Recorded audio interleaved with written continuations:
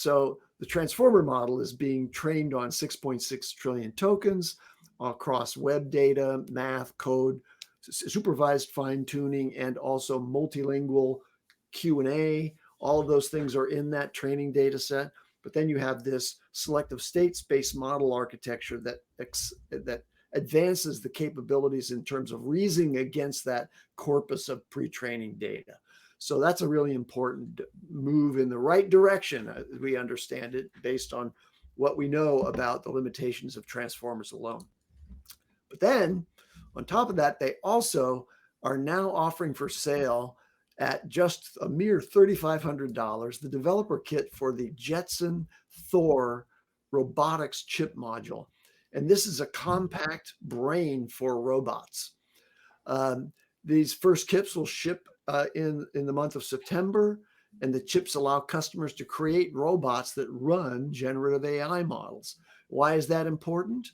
Well, this kind of reaches the point where robots can actually handle complex real world situations dynamically without it being a programmed response.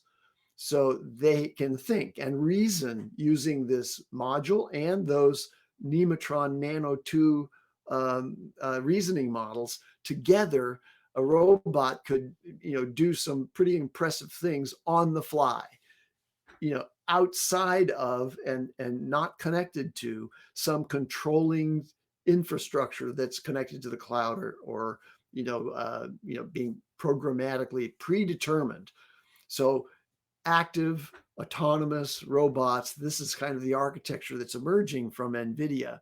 And by the way, in terms of future economic promise, there are a number of companies out there who firmly believe that robotics will be, this embodied AI, robotics, will be even larger impact on economies and society than the advent of large language models has been already. So,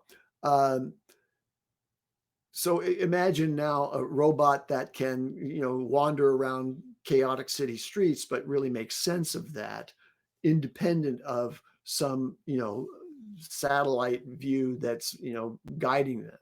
Or even like within the context of a warehouse, the bots won't need humans to tell them how to handle every single new situation they address, because they'll have the ability to understand and react to those things.